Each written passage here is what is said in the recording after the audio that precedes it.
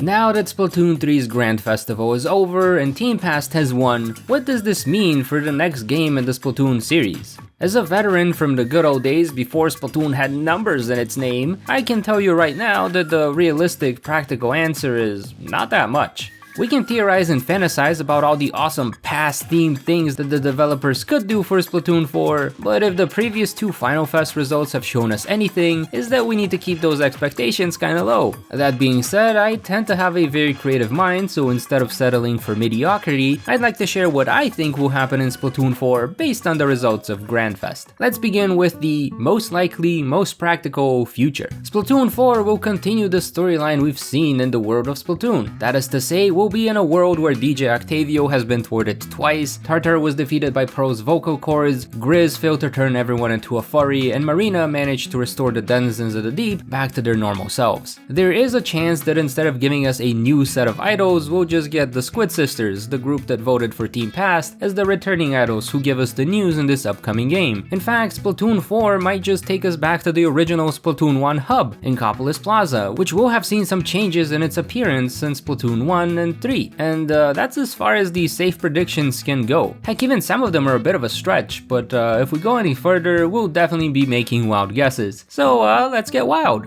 Back to the past. What if instead of Splatoon 4, we get a Splatoon game based on the past, Splatoon 0? In this game, we can relive the events of the Great Turf War happening between the Inklings and Octolings, the one that happened long before the story of Splatoon 1. Although that might sound a bit too dark for the game's main story, so how about this? We take the setting from the practical side, but for the story mode, we get to go and explore a VR history museum, where DJ Octavio and Captain Cuttlefish show us around and tell us the stories of old. After all, we saw both of them working together to sell t-shirts during the Grandfest, meaning that these two grandpas are now friends. It would also be fun to see them reminisce about the past, have you go into virtual recreations of the different battles they've had with each other and then maybe bicker a bit, but then realize just how dumb the whole thing was. Perhaps each stage could have an Inkling and Octoling mode, one being significantly harder to clear because in the past it was on the losing side. This could give the developers the ability to create interesting stages and objectives similar to what we saw in Octo Expansion, and still give us a story around the theme of the past. Or we could dive even deeper, the distant past. One recurring theme within the games themselves is all these ancient Egyptian looking stones depicting turf wars and salmon runs in the ancient past. We've seen them in both Splatoon 2 and 3, some in Schellendorf Institute, some in Umami Ruins, and I think we might have a reference of them in Splatoon 3's museum, which is technically a Splatoon 1 map. So there is a non-zero chance that the developers could give us a Splatoon in the ancient past game, where we still have access to Turf Wars and Salmon Run, as well as some more primitive versions of the ranked game modes, or several new game modes entirely, like the mysterious 8-ball mode found in the files of Splatoon 2. We could explore the newly forming culture of Inklings and Octolings as they meet this mysterious judge cat that is somehow able to calculate exactly how much turf is painted in each team's ink. The only thing that might be problematic for this game idea is the weapons that these Inklings would be using in the distant past. I think most of us would miss the modern Clash Blasters and Hydra Splatlings. Also, how would their specials work? Would they just be like thrown in from the crowd or something? Okay, maybe there's like an ancient Sheldon ancestor making all these experimental weapons that resemble the ones we know and love in the future, but not too sure on this one. Still, it would be really cool to see though, but